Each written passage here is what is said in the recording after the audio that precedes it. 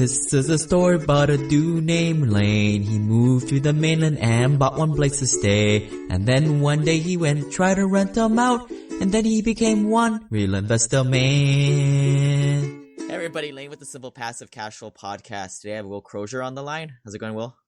Hey Lane, good. How are you?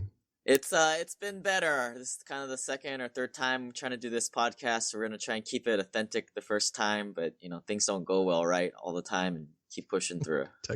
Technical glitches, love them. So Will, how much simple passive cash flow are you making today? And tell us how you're doing it. Sure.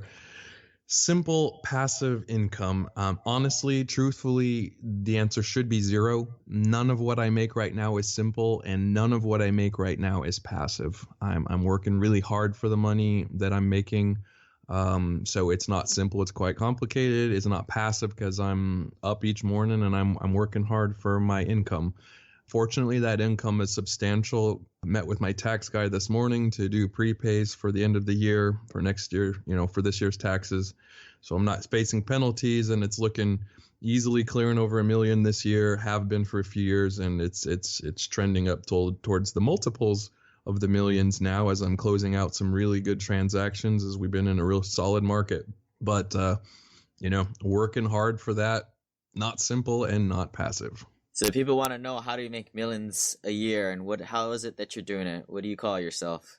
So I am a multifamily, that means apartment, deal sponsor. I'm a deal syndicator. I'm a lead investor, all different words for basically the same thing.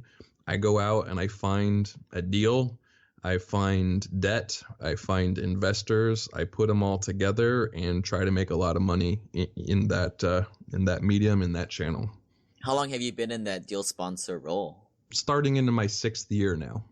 So you didn't always do this, and kind of getting to your Han Solo moment. At what point did you kind of take the pivot to get you where you are now? Sure. Well, tried hard for the whole university thing, the family path to be an engineer. That didn't really click. Studied hard instead to get my securities licenses to become a stockbroker, the Series 7 and 66 for those familiar with it. Had a kind of a big aha moment when I was out with my bosses and his boss, their bosses, and having dinner and kind of having a below the radar conversation. It turns out that I was making a lot more money than they were. And that was a bit of a slap in the face to think that I can keep climbing this corporate ladder and working hard each day, each year, and be going down in income as the stress level dropped, and they would prefer to have less stress and less income. So that was my path, and I said, nope, that's not really going to work out for me. Started flipping houses. There's good money, kind of got some education and experience that way. Southern California house flipping market overheated, so I sold everything, looked around the country, tried to identify the best place possible, and ended up in Dallas, Texas. And it turns out that was a really good decision to make. Came out here, tried flipping houses, and that was a joke. That didn't work. I was flipping $60,000 homes instead of $600,000 homes. So took a big plunge at that point into the multifamily arena. So is it kind of an example of you kind of getting pushed into a different arena? I mean, if flipping homes were good in Texas, you'd probably be still doing that today, you think? Yeah, you do what's comfortable, you do what's easy, the passive least resistance. So yeah, exactly. It's through these roadblocks and shut doors that you have to go out and find new ones. So what made you pick the Dallas area? I don't know, what year was that again? It was 2006. And frankly, I'm just kind of a stats geek, a numbers geek, and I was just glued to the internet for a few years before that, just sizing up different opportunities, what's growing, what's not, where jobs, where aren't they, what's the cost of living versus the income, just these kind of simple stats. And I got in my car and drove out to Miami, and I drove to Vegas and Phoenix and pretty much all through the Texas markets and tried to just size them up. And eventually I settled on Texas. And then Dallas was my favorite of all of those. Huh. So at the time, I mean, that 2006 predates my birth into real estate. But if I understand the history books, people were saying that Texas, that's where really nothing happens. I mean, there's just a bunch of land out there. Is that your impression? I guess what stats were you looking at that brought you to Texas? A large one was the jobs growth. Jobs were coming here at that point. It was early in the cycle, but they were starting to shift attention there. great business climate, no personal income tax. The cost of living was really attractive to me because I didn't want to be a full-time employee somewhere. I had some savings, so I was like, well, I can get a one-bedroom apartment for $500 a month. I have X dollars in savings, so I can, spin my wheels and spin them until I finally find traction in something for quite a long time. Yeah, great place to be unemployed as opposed to somebody in LA. Exactly. So at what point did you burn the boats or let it all happen naturally? Well, I had to really jump in finally full force into multifamily real estate. I couldn't lean back on any of the single family and I couldn't lean back on any of the stockbroker stuff. I had to cut the strings eventually when a big moment for me was in my life when my son was diagnosed with autism. It was a shocking moment. He was maybe 18 months old and started researching and looking out there and realizing this is going to be a very, very expensive thing for me and the rest of my life. I'm going to have to take bold action right now. I was willing to sacrifice huge amounts of my income or resources towards trying to get him treatment. And so I just, it was one of those come to Jesus moments, I suppose, where I got to take bold action. And that's certainly what I did. So I'm assuming you're in Texas when this happened. How long were you in Texas that you were sort of in free fall trying to figure out what you were doing and then this happened?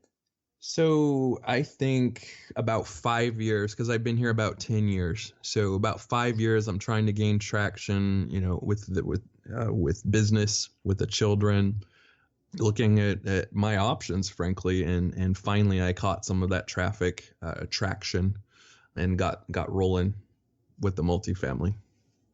For those first 5 years, kind of looking back, did you say you were 1 foot in, 1 foot out, and finally jumped? Yes, exactly. I mean, it's hard to make that full transition, and then some of these things do happen, like with my son. And sometimes, frankly, I got here in 2006 and the market wasn't ripe for what I've been doing for the past 5 years. There was a hardcore reset people have heard about in 2008 where everything changed. And a lot of people talk about how that just destroyed a lot of things, and it sure did, but it sure opened a lot of opportunities for other folks who were waiting and ready for them. So if I'm doing the math right, around 2010, this happened and you flipped the switch. Yes, that's correct. If I were just to take a look at the situation, it's quite the Malcolm Gladwell outliers. Good set of emerging market. The market's coming back from 2008, and here you are, change your mindset and you take things to the next level. Sure, and I love that reference. I love that book, and I kind of think about that myself, about the batch of folks who kind of hit together at that same time in that same climate.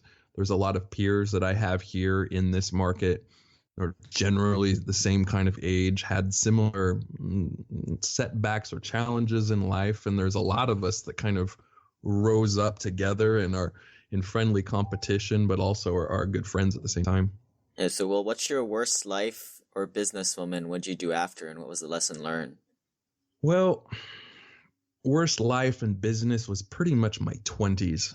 And that's painful to say because for so many, that's your best years. That's your prime years. You're healthier, you're young, you have all this optimism and things. And that didn't really go that way for me. I had some successes, but there was a lot of personal challenges through family, through religion, and some other setbacks that I'd had that just kind of reset my whole life.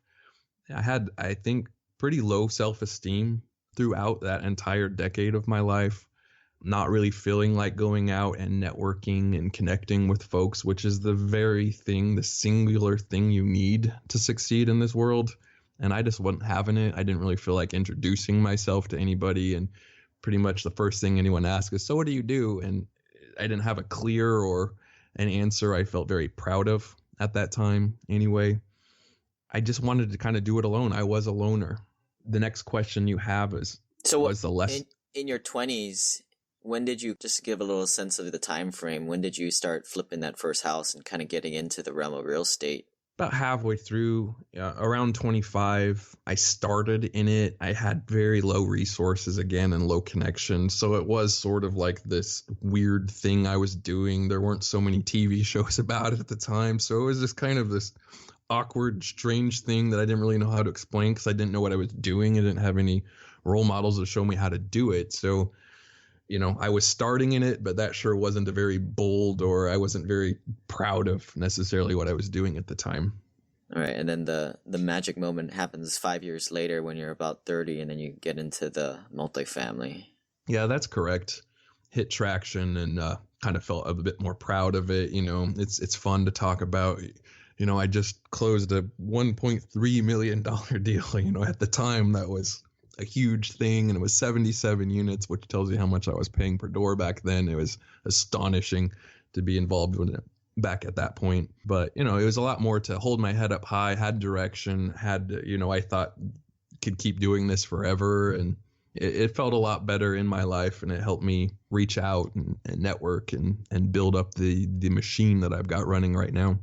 Yeah, I'm kind of interested in what I'm starting to go on the path of multifamily syndication. How much money did you start off with once you left the flipping thing to kind of get yourself started in the syndication? Well, personally, I think I had maybe $150,000 to my name, and it was all cash. I mean, everything was in cash at that point. The first deal I went into, I think at 325, which means I begged, borrowed, and stole from anywhere I could, because the deal, to me, I couldn't lose money. The way I was sizing the deal, the intrinsic value of real estate and land and boards and copper and shingles and plumbing, it's like, how am I going to lose money? So I put every penny I had into the deal. I borrowed and did loans from anyone I could, and I put 325 into that very first deal.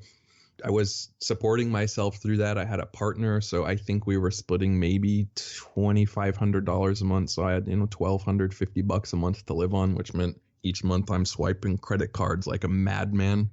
But I had a lot of faith and a lot of vision of what we were up to on that project and future projects going forward. I'm like, wow, I'm just going to do this. I'm going to go all in. I think it's important to know that we hear about apartment syndications or all these land plays as being so profitable, which they are. I mean, they take advantage of the networks and all these economies of scale, but you don't start there. I mean, you need to have some money to your name.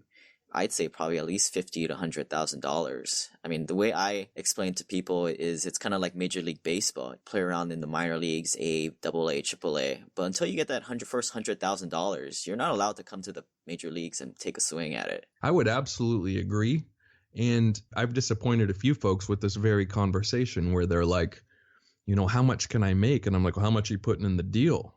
Well, I don't know, 25, 50,000. I'm like, well, that's maybe if things go really, really well, you'll make 25 or $50,000. And that sounds so disappointing to them. They're like, well, what about these fees and this and that? I'm like, well, on your first deal, you sure shouldn't be making too much. You have to prove, get a track record and all that. And so put your own money in, make money on your own money. And once you've got that figured out, then, start charging an appropriate fee for the value you're adding to your investors' lives. Right. So I cut you off earlier. Well, worst business moment and what'd you learn? I think it's sort of similar to my personal. I just wanted to do everything alone. I was a loner. I didn't want to go to networking meetings. I didn't want to join real estate groups. I tried a few times, but I found them incredibly hokey. I found them so salesy and pitchy and used car salesmen and slick back, all this, any negative comment or stereotype you can think of, that's what I found them to be. So I was just trying to do it alone. And, if you're not partnering with people with better skills than you, different skills than you, if you're not investing other people's money and taking a piece of it because you know what you're up to, it's just the slow boat. So, I mean, worst thing I did was waste my time by trying to do stuff by myself. Your network is your network. Yeah, completely agree. The current 2-week experiment and 6-month project show folks that, you're working on things to improve just like the rest of them. 2-week and a 6-month project are pretty much the same for me right now. I'm working hard with some of my current partners to create educational content, which will help us in turn create a capital raising arm through our existing business that we can promote through social media or other platforms such as these podcasts, that will educate our target investors on why they need to be putting their money in these type of deals, why it can be lucrative, why it can be less risk than what they're currently involved in, why it's better for their tax situation. so that we can go out and syndicate more deals and grow our platform and become more of a national presence rather than a regional presence that we are right now. Anything to get people out of the stock market is I'll support. Good, right, good for them, good for us, right? So what's the plan there? Is this utilizing Facebook ads or any other tool like that? Sure. I mean, that's probably the most powerful and the most direct way to get in front of the folks that, need to be seeing it. I already have a heck of a investor database just through what we've been doing for the past 5 to 6 years. So tapping into that, I have a very good relationship with my investors. I've made them a lot of money. So I feel that they'll also be very generous in trying to promote. They've already been generous in saying, hey, mom, dad, brother, sister, cousin, boss, whomever, like, look, these guys have gone full circle several times with my money. You should be getting your money in here as well. So just kind of personal testimonial has been great for us as well. And that's been growing nationally. I'm sure you have a list of at least 1,000 investors, but I've seen common things in some of these, your peer group, that you guys are always constantly growing that list because you never know when the next thing is coming in, somebody else will surpass you. So I commend you for that. Sure. Growing the list and the quality of the list. I mean, it's easy to add people. It's much better, but more difficult to add folks that can plunge, that instead of saying, hey, can I put 50 grand in your deal? Instead, they're writing a check for $1 million. And that's where we've been heading lately. And it's a lot easier to get deals done that way. So maybe educate us a little bit on the whole going to advertise. I mean, as I understand it, if you blast out some Facebook ads, now you've put it out to the world. So you're only allowed to get accredited investors, right? Correct. I mean, you can solicit to these other folks, to non-accredited investors, but the requirements at the SEC, even though they've laxed them a lot, it still makes it prohibitive to even entertain that. In my book, you're capped at $2,000 or $5,000, depending upon what kind of thing you're raising. And I just don't really want to go down that path. And frankly, you end up limiting these folks to yield deals just the way the SEC wants you to structure them.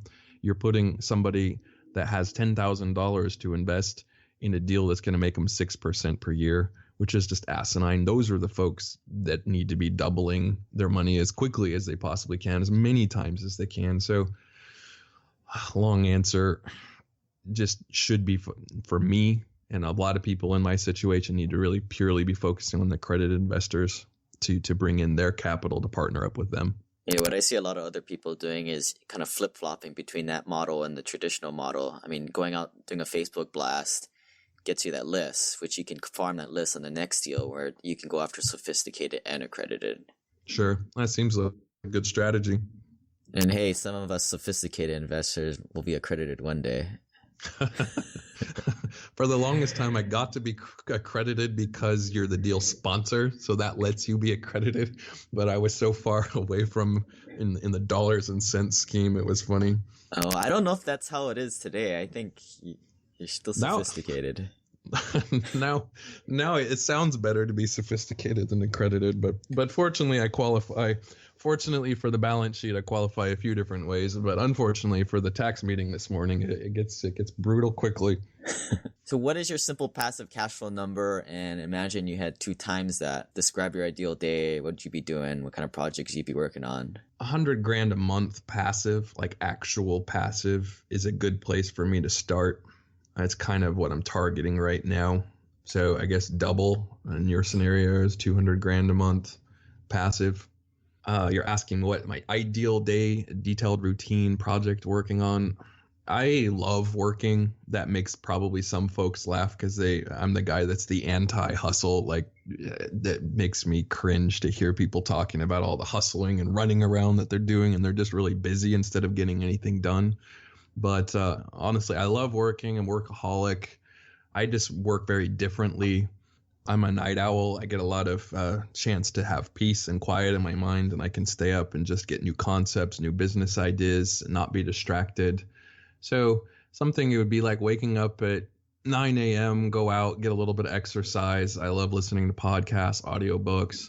Then I usually come back and I sit down on my lazy boy with my laptop, grab some coffee, get some good music playing, and I just dial it in. I don't leave the chair for 4 or 5 hours.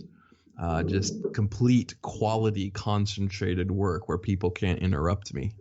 Then I stop working mid-afternoon, go out, grab some lunch, run some errands, and then come back and change my mind and start working again for another hour or two, cook dinner, go back, meet with friends, find some live music venues, go out and explore some new places, do that every single day, including holidays and weekends. I really protect my work time. I think some people are annoyed by how obsessive I can be with it. They want to work with the game on, or they don't mind the distractions. But for me, I really, if I'm writing something or if I'm really studying something, I need to be in the zone and dialed in.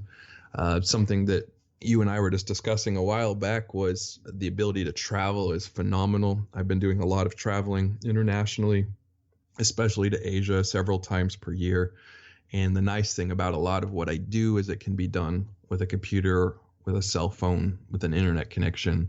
So get out there, get out in the world. It inspires. You meet further people. You get new concepts, new ideas. So one of the things I was thinking about was I love working in nice hotels. I love going up to the executive lounge in a nice hotel in the middle of the night when I'm jet lagged and grab my headphones and grab a little snack and something to drink and just crack your knuckles and get ready and get typing, and just the inspiration just starts flowing out about how you're going to guide your company, what you're going to do. And it puts you in a situation to work on your business rather than work in your business when you can step away from the day-to-day details and routine. Just went to Dubai. It was like a 14-hour flight, and they have Wi-Fi on those things now, but I also just got that Chase Sapphire Reserve card, and you get access to all the lounges, and that was pretty awesome. So I know what you're talking about there. Sounds like you're getting addicted just like I am. I mean, the points and the miles on these cards and learning which airplanes have the Wi-Fi and the nicer seats. It's a bad obsession, but I love it. And I also noticed that, your blocking system on your working, 4 hours, and you come back for another couple hours. Do you do another 4 or 5 hour block in the evening, or is that just reserved for socializing? No, so yeah, I'll usually do my morning block 4 or 5 hours, go out, clear my mind, come back. I'll plug another 1 or 2 in the early evening before dinner, and then I'll close it up. So whatever that is, it's 5 to 7 hours a day, but it's blocked out in different chunks, and it keeps me fresh, and it makes sure 10-hour days, I think, are a product of interrupted work. I think it's a product of phone calls that should be 2 minutes long but end up being 20 minutes long, and it's a product of in-person, face-to-face meetings that someone just needs to take you to lunch, and really all they're doing is sacrificing your time. They think they're doing a great favor by paying $10 for your salad, messing up your routine with your health and your nutrition. I sound like the Scrooge of meeting people, but I tell you, like, all these things just end up getting in the way of that concentrated, hardcore getting stuff done and moving the ball down the field and moving your business forward. Right. It's all about that deep work or that flow state. And all the tech people, they block their schedule into 2 blocks, 4 hour blocks, and they don't have any meetings in that 4 hour block. I mean, if there's a meeting, you might as well just go home at the end of the 2 hours or whatever. I like how you said that. It was so much more eloquent. Flow space. And what was the other one? The flow state. Flow state. Yeah. It's like adult coloring books, but you're actually getting something productive done. I'll have to adopt those terms. It's a little better than my tangent. Trying to describe what it is that I do. So something that you have recently thought about burning your cash on for time savings or improvement of quality of life? Well, I'm a real estate guy. It's kind of funny. I live in a 1-bedroom apartment right now. I live in a 1-bedroom apartment, not even in the fanciest part of town. It's not a high rise or anything like that. It's a simple garden style right here by the airport, DFW International. My rent's like $900 something a month. I love the renter lifestyle. I love turning the key when I leave to go on a vacation and not thinking about it. Low maintenance. I can just focus on work and all of that. But situations have changed. I've got a lot more resources. I've got a lot better, asset base behind me. And I'm talking to professionals, and they keep telling me to do different things for tax reasons or to move it out and to diversify. So something that I might end up doing is finally buying a house, and I might buy one of these expensive, ridiculous ones that everyone mocks all the time. But They're telling me here in Texas we have extremely powerful and generous asset protection laws. So your homestead, if something goes wrong and you get sued, or someone wants to do frivolous lawsuits, which I experience all the time, and they're able to get through, they can't touch your house. So any dollar or any penny that I put in my own personal residence, it's blocked out, it's safe, so that if everything burnt to the ground, I could either refi my home, get a home equity line of credit, or just sell it and have that seed money to go and hit it hard without having to reboot from zero, which is, 0 to 1 million is the brutal time. So seed money to get rolling again. So I might go buy a house next spring. Yeah, that homestead protection, I know that's offered in Texas and not too many other states. When I thought of that, it sounded like some dude with a gun just kind of protecting his homestead. But it's pretty bulletproof in terms of litigation. It really is. I think the IRS can get through. There's federal judgments, meaning like criminal. I think that can get through, but pretty much nothing else. And it's unlimited in Texas. You could have $1 billion house technically, and it's all protected. And that kind of goes back to how Texas was formed way back in the day. People were fleeing from other places and just needed to start over. And Texas was welcoming that and set up laws to protect people to come here and kind of start over. Something I talked on podcast 31 was the use of overfunded life insurance as another way of stuffing cash in there and getting a nice little 5-8% delta on just having the money in there using that infinite banking concept. So that's another idea out there. I'm going to check that out. Episode 31. 31. All right. Tony Robbins identifies two large concepts that we're continually struggling to gain perfection at. First is art of fulfillment, and the second is science of achievement. So if you died tomorrow, what would be your science of achievement? My hack would be, as I alluded to earlier, is to kind of just do less hustling and more planning.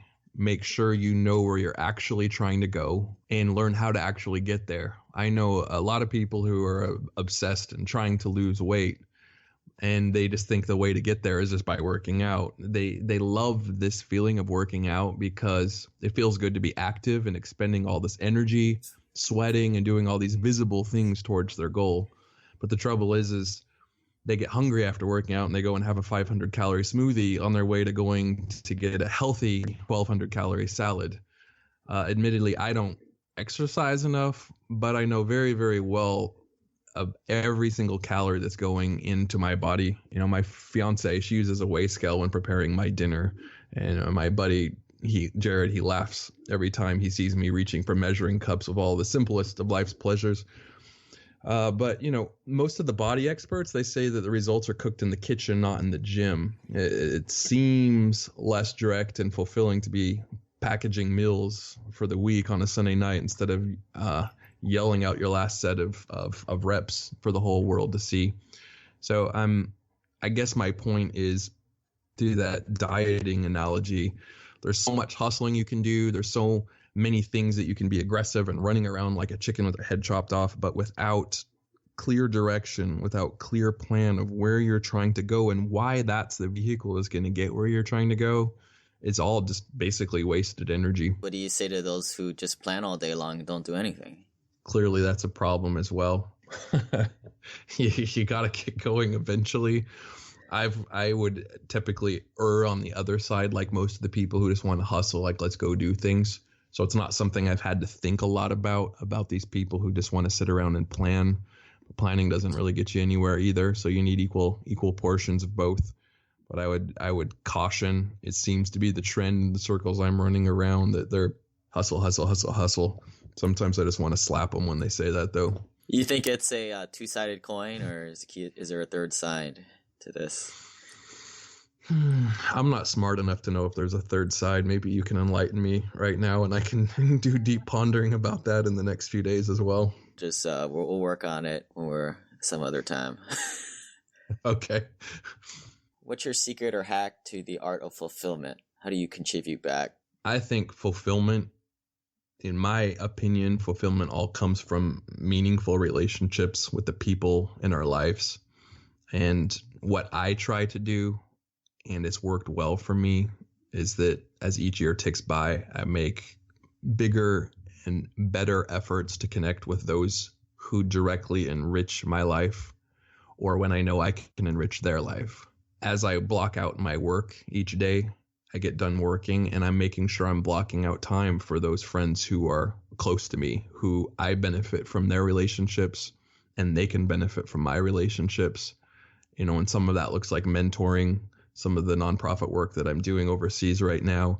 And I enjoy making contributions to artists, to musicians, to people who are engaged in passions that I'm also passionate about. I mean, bottom line, connect, reinforce, and build personal and interpersonal relationships that you have. Anything we missed? Any contact information you'd like people to get a hold of you? Sure. A great way of getting a hold of me is will@exppg.com. That's will@edwardxraypaulgeorge.com. That URL, EXPPG, also goes to the website with a little bit of the background of one of my 8 companies that I'm currently running. All right. Well, I'd like to thanks for you to come on. It was nice getting to know you here a little better. You coming up through not going to college and doing the flipping thing and finding your way to the multifamily realm. I definitely saw your path that you took, and it didn't seem like it just took a lot of hard work, but you ground your way through it. Very inspiring. Yeah, sure. And thanks for inviting me to do this podcast. I love listening to them. I love doing them. I think I love engaging and conversing with other folks who have the same kind of passion and thoughts and love money and just a way to improve yourself. So I think I know that that's what you're up to. So I appreciate the reaching out to me and giving a shot to have this conversation. Yeah, likewise. It's a self-selecting group of people that listen to these things. Indeed. All right. Well, thanks for coming on. Have a good evening, man. Thank you. You too. This website offers very general information concerning real estate for investment purposes. Every investor situation is unique. Always seek the services of licensed third-party appraisers and inspectors to verify the value and condition of any property you intend to purchase. Use the services of professional title and escrow companies and licensed tax, investment, and or legal advisor before relying on any information contained herein. Information is not guaranteed, as in every investment there is risk. The content found here is just my opinion, and things change, and I reserve the right to change my mind. Above all else, do your own analysis and think for yourself, because in the end, you are the only person who is going to look out for your best interests.